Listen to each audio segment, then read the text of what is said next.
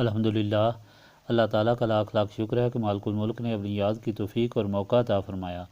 لاکھوں اور کروڑوں درود حضرت محمد مصطفیٰ صلی اللہ علیہ وآلہ وسلم پر، جن کے طفیل مالک الملک نے یہ مہربانی عطا فرمائی۔ سامعین اکرام، اللہ تعالیٰ نے قرآن پاک میں ارشاد فرمایا، اعوذ باللہ من الشیطان الرجیم، بسم اللہ الرحمن الرحیم۔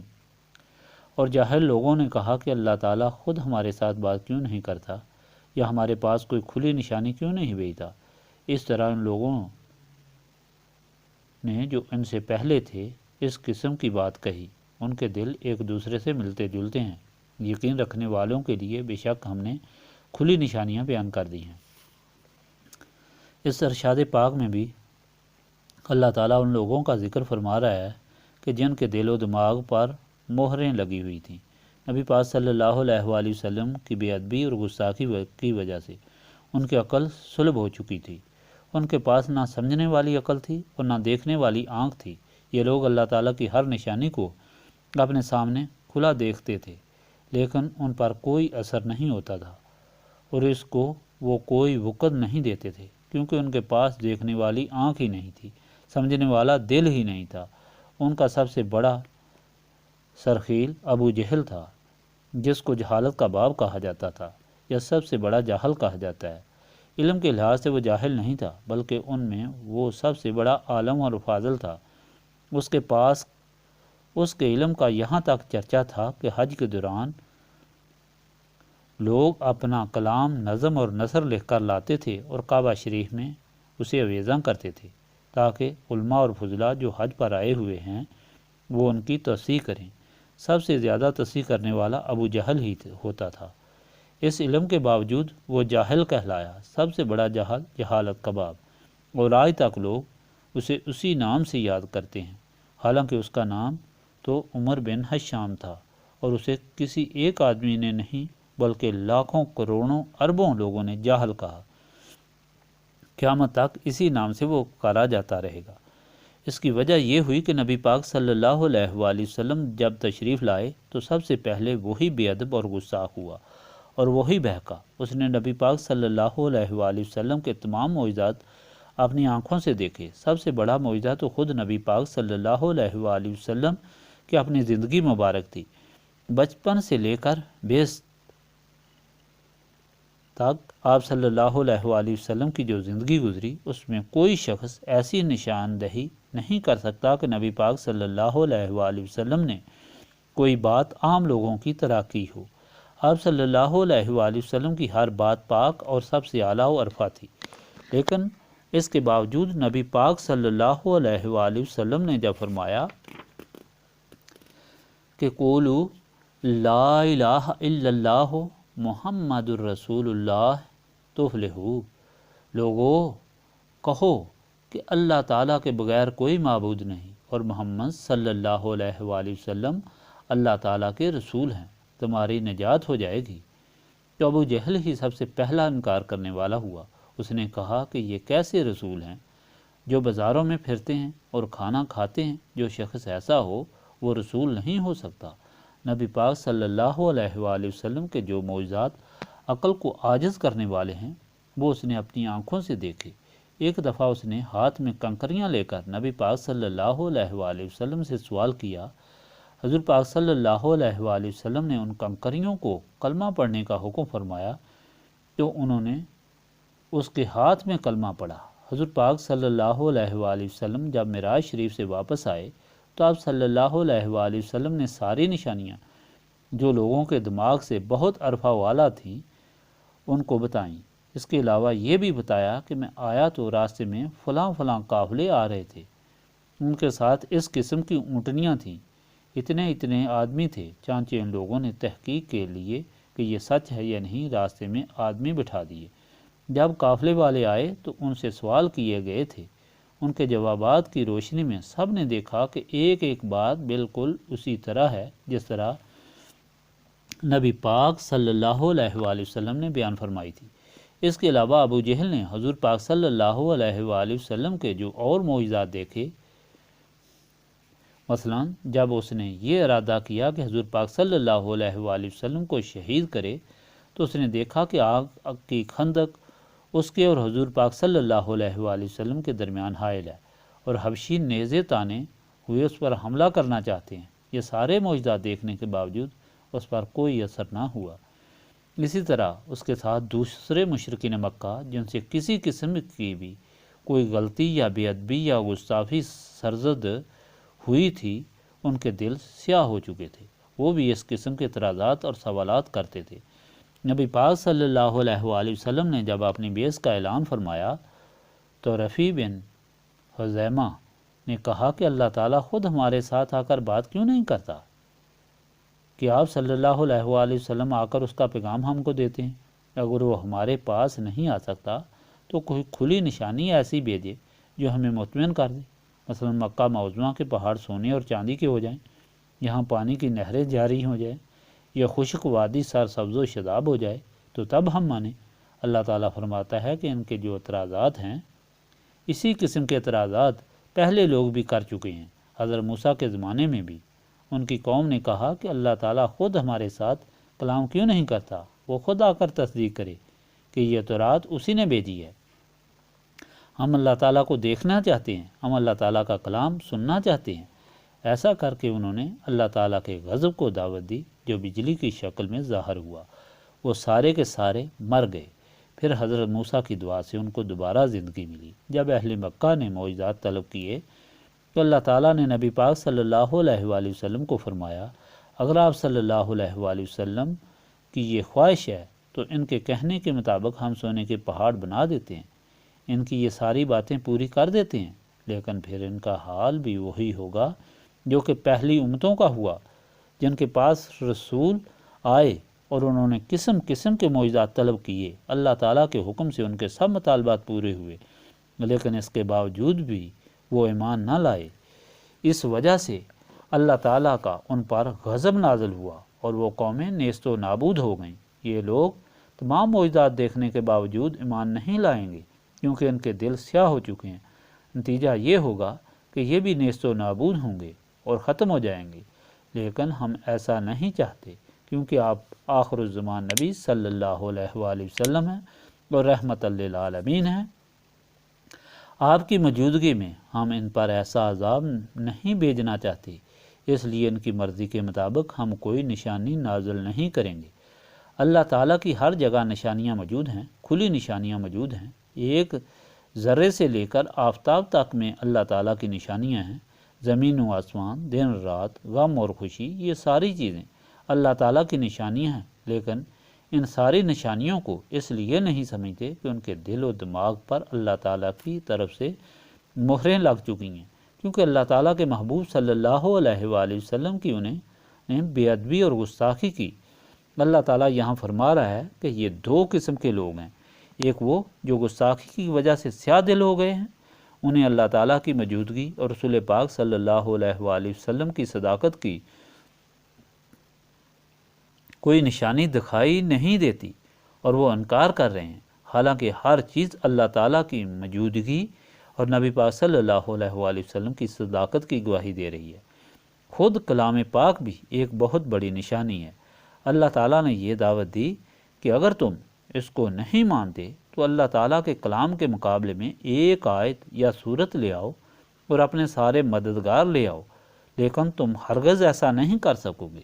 وہ جو اپنے آپ کو علماء اور فضلاء کہتے تھے، ان میں سے کوئی بھی ایسا عمل نہ کر سکا، نہ آج تک کوئی اور ایسا کر سکا ہے۔ ایک یہ لوگ ہیں جو اس طرح بہکے ہوئے ہیں اور اس قسم کے بہودہ سوالات کرتے ہیں، اس لیے کرتے ہیں کہ ان کے دل سیاہ ہیں اور یہ فاسق ہو چکے ہیں۔ اللہ تعالیٰ فرماتا ہے کہ دوسرے ایسے لوگ ہیں جو یقین رکھنے والے ہیں اور جن کے دل صاف اور پاک ہیں، جن کو اللہ تعالیٰ کی ہر ایک نشانی دکھائی دیتی ہے۔ جہاں وہ نظر کرتے ہیں اللہ تعالیٰ کے بے شمار نشانیاں ان کے سامنے موجود ہوتی ہیں۔ یہی وجہ ہے کہ نبی پاک صلی اللہ علیہ وآلہ وسلم پر ایمان لے آئے ہیں۔ گویا یقین ہی انسان کو عقل اور سمجھ دیتا ہے۔ وہ مہریں جو دل و دماغ پر لگتی ہیں ان کو توڑنا ہے اور اندھیرے کو دور کرتا ہے، اس لیے یہ سمجھنا ضروری ہے۔ گویا یقین ہی انسان کو عقل اور سمجھ دیتا ہے، وہ مہریں جو دل و دماغ پر لگتی ہیں ان کو توڑتا ہے اور اندھیرے کو دور کرتا ہے۔ اس لیے یہ سمجھنا ضروری ہے کہ یقین کیا ہے، یقین والے کون ہیں، یقین سے محروم کون ہیں، اور جنہوں نے یقین کیا ان کو کیا فائدہ حاصل ہوئے، اور جنہوں نے یقین نہیں کیا ان کو کیا نقصان ہوا۔ یقین کسی چیز کے متعلق علم ہے اور یہ 3 درجے رکھتا ہے۔ سب سے پہلا علم الیقین، اور اس کی مثال اس طرح ہے کہ ایک آدمی نے سنا ہوا ہے کہ آگ جلا دیتی ہے، یہ اس کا آگ کے متعلق علم ہے کہ آگ جلاتی ہے، یہ پہلا لیکن کم درجے کا یقین ہے۔ دوسرا عین الیقین ہے کہ ایک آدمی دیکھ رہا ہے کہ اس کے سامنے ایک آدمی آیا ہے اور اس نے اپنی انگلی آگ میں ڈالی ہے تو اس کی انگلی جل گئی۔ یہ یقین پہلے درجے سے زیادہ درجہ رکھتا ہے اور یہ عین الیقین ہے۔ پہلے اس نے سنا ہوا تھا کہ آگ جلاتی ہے، پھر اس نے اپنی آنکھوں سے دیکھا کہ جس آدمی نے آگ میں انگلی ڈالی تھی اس کی انگلی جل گئی۔ تیسرا سب سے پختہ یقین ہے، اسے حق الیقین کہا جاتا ہے، وہ یہ ہے کہ اس نے خود اپنی انگلی آگ میں ڈالی، اس کی انگلی جل گئی اور اسے درد کی کیفیت محسوس ہوئی، یعنی یہ سنا ہوا تھا کہ آگ جلا دیتی ہے، پھر انگلی کو جلتے ہوئے دیکھا اور پھر اس درد کی کیفیت خود محسوس کی، یہ صحیح یقین ہے۔ یہی وہ ایمان ہے جو نبی پاک صلی اللہ علیہ وآلہ وسلم کے غلاموں کو حاصل تھا، انہیں حق الیقین حاصل تھا، جس کی بدولت وہ نبی پاک صلی اللہ علیہ وآلہ وسلم کے لیے دنیا کی ہر قربانی دینا اپنی سعادت سمجھتے تھے۔ کوئی چیز انہیں نبی پاک صلی اللہ علیہ وآلہ وسلم سے زیادہ عزیز نہیں تھی۔ ہر قربانی دینا، ہر مصیبت کو سہنا، اسی میں وہ ایک ایسی لذت اور سرور کی کیفیت محسوس کرتے تھے جو کسی چیز میں نہ انہیں دکھائی دیتی تھی نہ موجود پاتے تھے۔ یہی وجہ تھی کہ اگر نبی پاک صلی اللہ علیہ وآلہ وسلم کے غلاموں کی تاریخ اٹھا کر دیکھی جائے تو ایک ایک غلام نے ایسی ایسی قربانیاں دیں کہ تاریخ میں ان کے اثار اور قربانیاں جگمگاتی دکھائی دے رہی ہیں۔ نبی پاک صلی اللہ علیہ وآلہ وسلم کے غلاموں کو یہ یقین کس طرح حاصل ہوا، اور وہ یقین آج کس طرح حاصل ہو سکتا ہے کہ انسان کے دل کی وہی کیفیت ہو جائے۔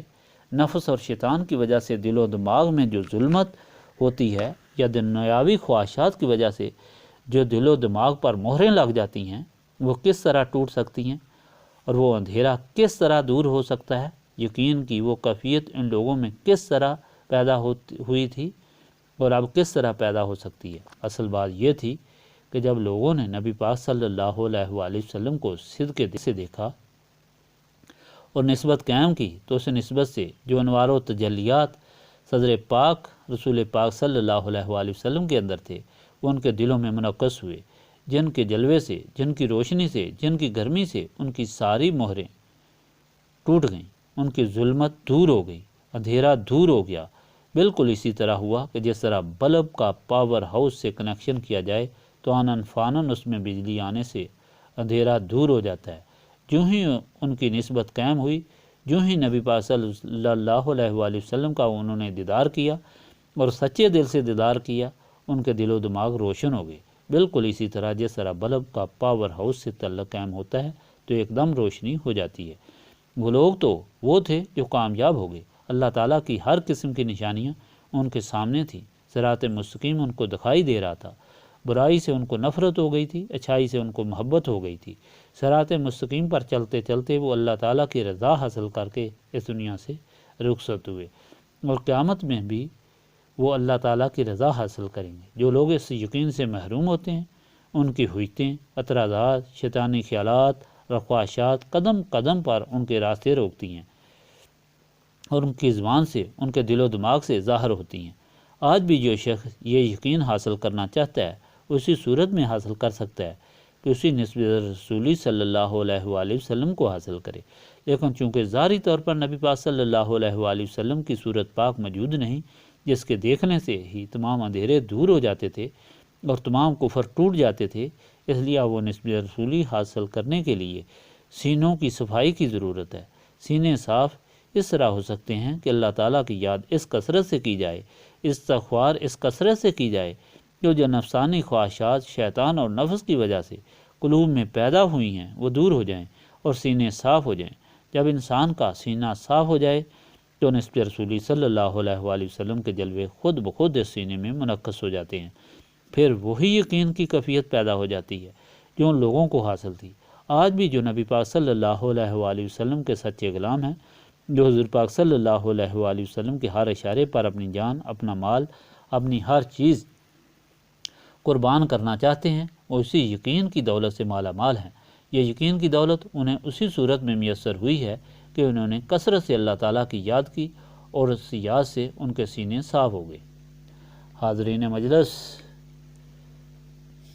یہ محفل اسی غرض و غایت کے لیے جو لوگ سچے ایماندار بننا چاہتے ہیں، یقین کامل حاصل کرنا چاہتے ہیں، جس کی برکت سے انہیں ہر طرف سچائی اور اچھائی ہی نظر آئے، اللہ تعالیٰ کی محبت، عبادت اور نبی پاک صلی اللہ علیہ وآلہ وسلم کی غلامی کی قیمت نظر آئے، اور دونوں جہانوں کے غموں سے نجات حاصل کریں، ان کے لیے ضروری ہے کہ وہ سارے اللہ تعالیٰ کی عبادت اس کثرت سے کریں کہ ان کے سینے صاف ہو جائیں۔ جو سارے لوگ اپنی دنیاوی تکلیفیں اور مصیبتیں لے کر وقتاً فوقتاً ہمارے پاس آتے ہیں، کئی قسم کے سوالات کرتے ہیں، دنیا کے متعلق بھی اور دین کے متعلق بھی، وہ سارے مل کر اللہ تعالیٰ کی یاد اس کثرت سے کریں کہ ان کے سینے صاف ہو جائیں، پھر ان کی ساری مصیبتیں نسبت رسولی صلی اللہ علیہ وآلہ وسلم کی برکت سے دور ہو جائیں، اور ان کے سارے شکوک و شبہات بھی دور ہو جائیں، انہیں کوئی دلیل دینے کی ضرورت نہ رہے، ان سے کوئی بحث کرنے کی ضرورت نہ رہے، بلکہ صرف سینے صاف ہونے سے ہی اس نورانیت اور ایمان کی لذت کو حاصل کر لیں جس کی وجہ سے انسان آخرت کو دنیا پر ترجیح دیتا ہے اور اللہ تعالیٰ کے راستے پر قربانی دینا اپنی سعادت سمجھتا ہے۔ اس لیے اس محفل کی غرض و غایت کو سمجھنا چاہیے کہ ہم یہاں اللہ تعالیٰ اور اس کے رسول پاک صلی اللہ علیہ وآلہ وسلم کی رضا حاصل کرنے کے لیے آئے ہیں، جو دونوں جہانوں کے غموں کا علاج ہے اور دونوں جہانوں کی خوشیوں کا ذریعہ اور سبب ہے۔ جو شخص بھی اسی خیال سے اس محفل میں بیٹھتا ہے اور اسی خلوص اور محبت سے اللہ تعالیٰ کو یاد کرتا ہے، وہ یقیناً یقین کی یہ دولت لے کر یہاں سے لوٹتا ہے۔ جو شخص یہاں بیٹھ کر بھی اپنی توجہ دنیا کی طرف رکھتا ہے، دنیاوی خیالات میں ہی وہ مستغرق رہتا ہے، اسے اس محفل کی قیمت معلوم ہی نہیں ہوتی، وہ اس طرف توجہ ہی نہیں دیتا، بلکہ اسے ایک مجبوری سمجھتا ہے، اپنے آپ کو مشکل میں پھنسا ہوا سمجھتا ہے اور اپنی توجہ دنیاوی کاموں کی طرف رکھتا ہے، اپنے گھر کی طرف، نوکری کی طرف، تجارت کی طرف اور سفر کی طرف، تو وہ اس محفل سے ماحق مستفید نہیں ہو سکتا۔ اللہ والوں کے ساتھ بیٹھنے سے اور اللہ تعالیٰ کی یاد کرنے والوں کے مجلس میں شامل ہونے سے اسے فیوز و برکات تو ضرور حاصل ہوتے ہیں، لیکن کما حق مستفید ہونے کے لیے ضروری ہے کہ آپ دل و دماغ سے اللہ تعالیٰ کی طرف متوجہ ہو کر اللہ تعالیٰ کی یاد کریں تاکہ یہ ساری برکتیں آپ کو حاصل ہوں۔ یہاں سے جانے کے بعد آپ کے دل و دماغ میں کوئی غم نہ ہو، کوئی فکر نہ ہو، صرف اللہ تعالیٰ اور رسول پاک صلی اللہ علیہ وآلہ وسلم کی محبت ہو، عشق کو اتنا زیادہ ہو اور ایسا ہو کہ ایک بال میں رچا ہوا ہو، دل و دماغ میں کسی اور محبت یا خواہش کی گنجائش ہی باقی نہ رہے۔